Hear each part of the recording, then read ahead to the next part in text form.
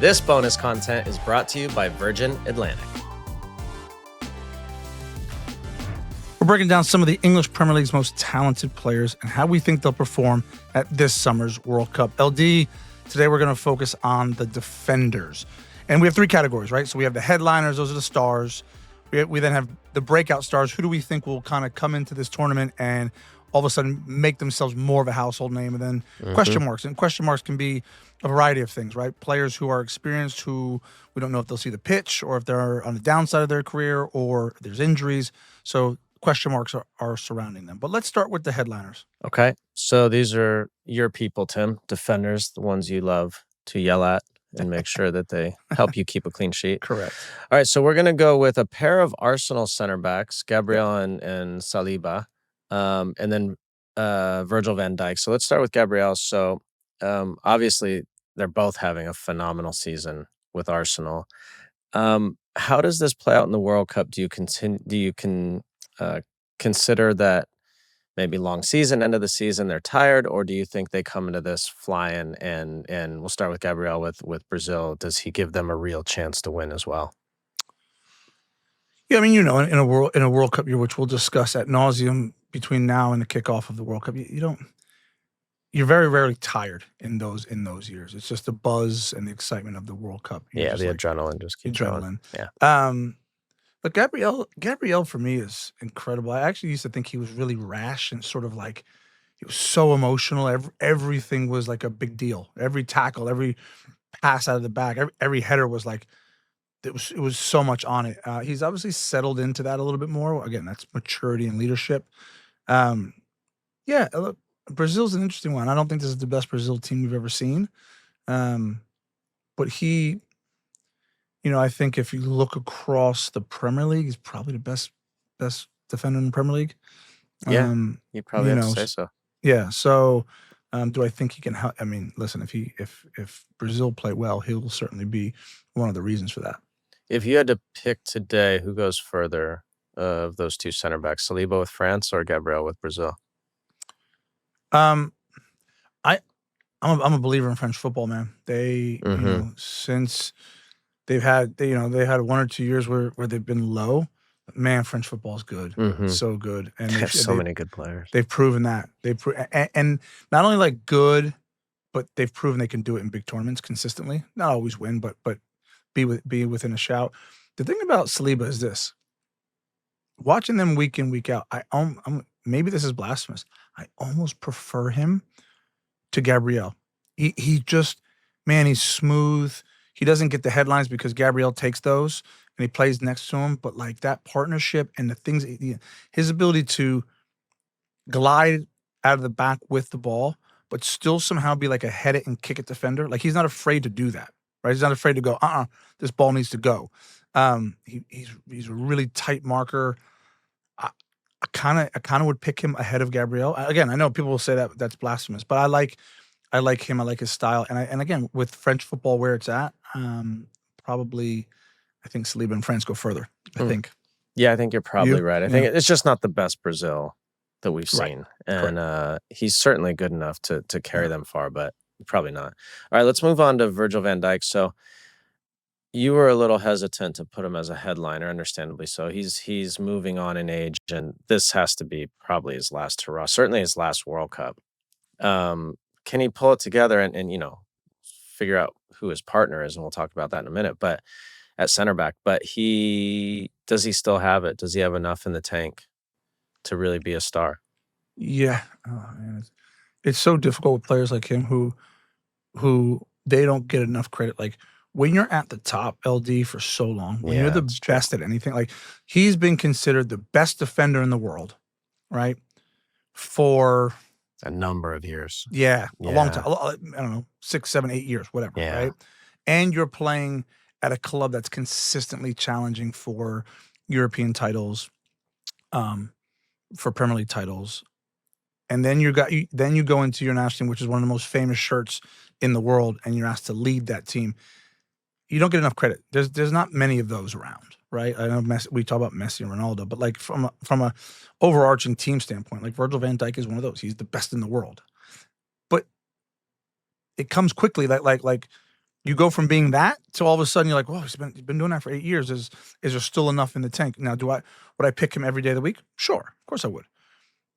But does that mean that he still has what it takes to be a headliner at the World Cup? I think so, but I'm not sure.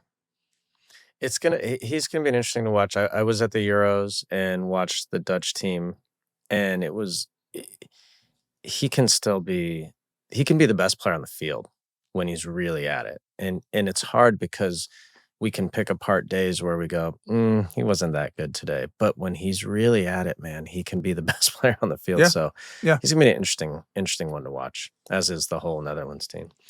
All right, breakout stars. So we've got a few here. So a guy not a lot of people know about, Colombian Daniel Munoz, who plays for Palace.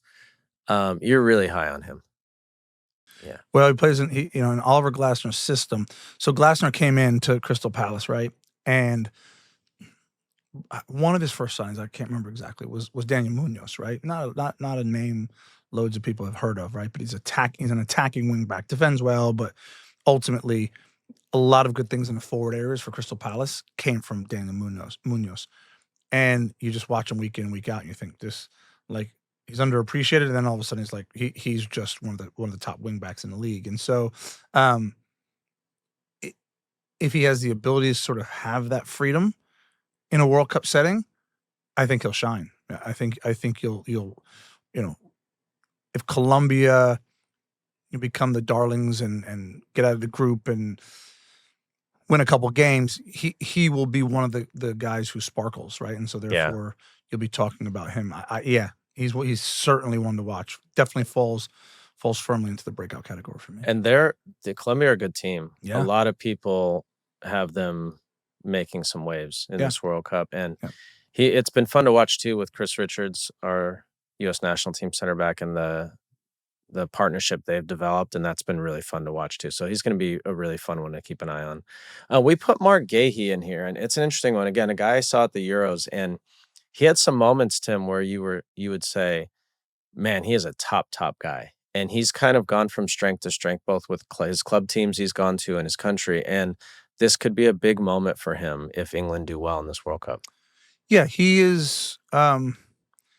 He's sort of what I said about Saliba.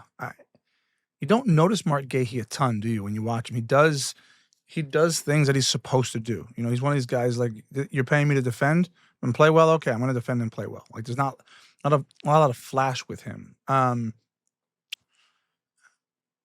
The reason I have him and you as well, we have him in the breakout category, is you sort of see this rise, right? Like he's at Palace, week in, week out, he's a top performer. So Liverpool are after him and City are after him, right? And then the move doesn't happen for various reasons, not because of talent, but because of business. And he goes to the Euros, right? Which is the next step. He's got 26 caps for England, goes to the Euros. Then the big move comes, right? And City pounce, and he's there. So sort of in the progression of climbing the ladder, the World Cup is the next step.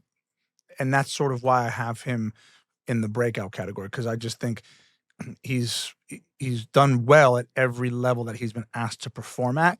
And he has the steps almost make sense. And not to say that he hasn't had setbacks, but when you just sort of think about his progression, it's just like this steady climb to the top, and the top is the World Cup, right? Well, the top is Man City, and then the World Cup. So yeah, I've said the same about Alex Freeman. Like every challenge he's been given, he just meets and exceeds and keeps going. So he'll be fun to watch. The last one here is Jurrien Timber, outside back with Arsenal, who's had a phenomenal season, and again with that Netherlands team. And so it's going to be interesting to see how he progresses. But this could absolutely be his breakout. Yeah, I think it could because of, again, the Netherlands. They make noise, man. Like which team is going to show up? I don't know, but they travel well. That orange army that goes 100,000 deep in any city that they play in. Again, it's a heavy shirt to wear because of their history. But if you know any Dutch football players, they are arrogant in the best way possible. And I've got some Dutch friends who played in World Cups, and let me tell you, they know a lot about football according to them. I'm thinking of Johnny Heitinga. I knew that was coming. Love Johnny. I know.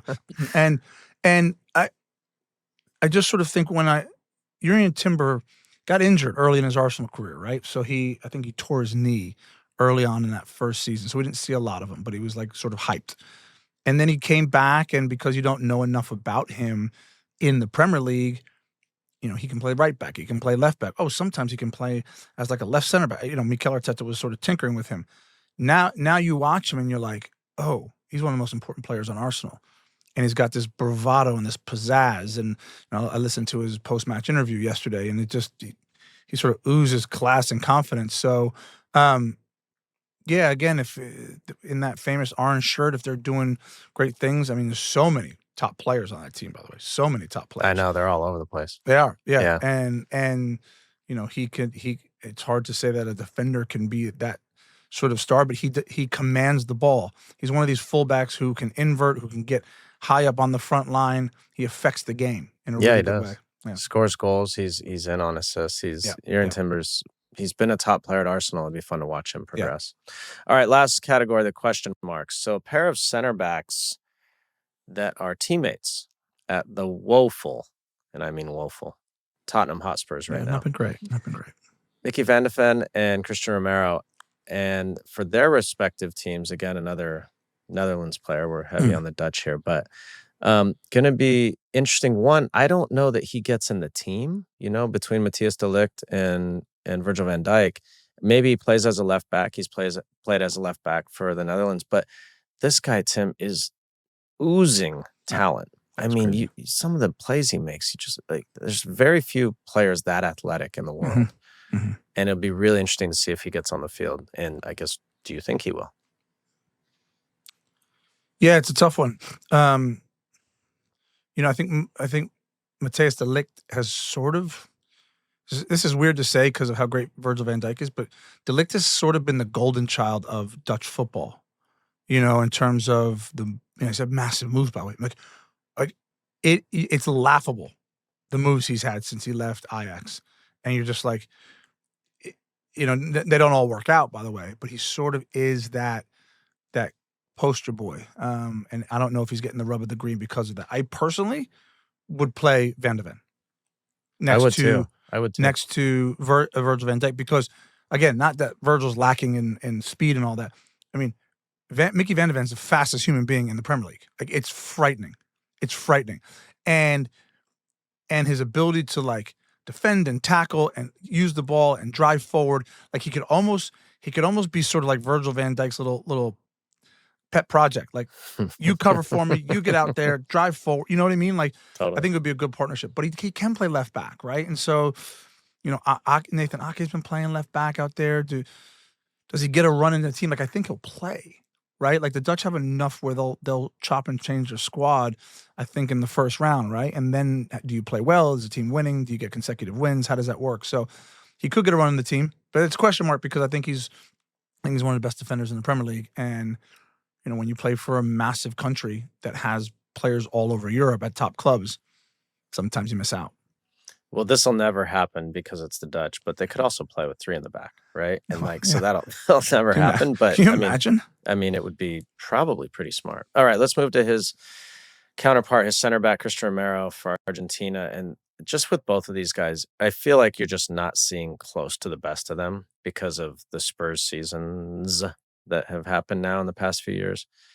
But this is a big player, World Cup winner. This is an important player. And it's crazy to say question mark, but just because of his club performances, they've been so bad at times. Sure. I think his performances have sort of been a byproduct of the chaos that ensues at the club. I'll give you an example.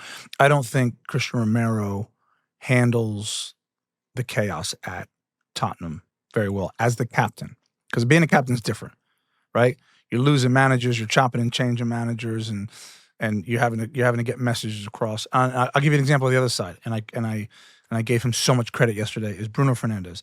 I think he has been exceptional. His leadership ability was questioned, and maybe even by me at times, and everybody.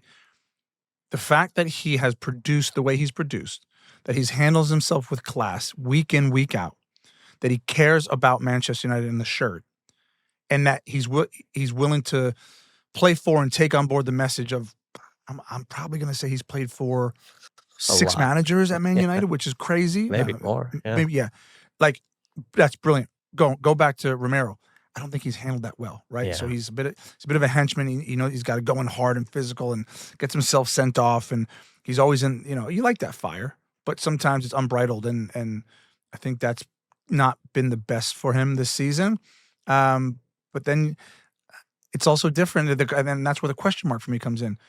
These, some of these play with so many South Americans, so many Brazilians, and like they're so quiet and to themselves, right? And then they go back, and like going back to the national team is like their family, their party, they're playing the guitar on the bus. It's like they absolutely love it. So he might be sort of re-energized once he gets back amongst that group, And if that's the case, then he's clearly a question mark, because then I think he can turn his form right around.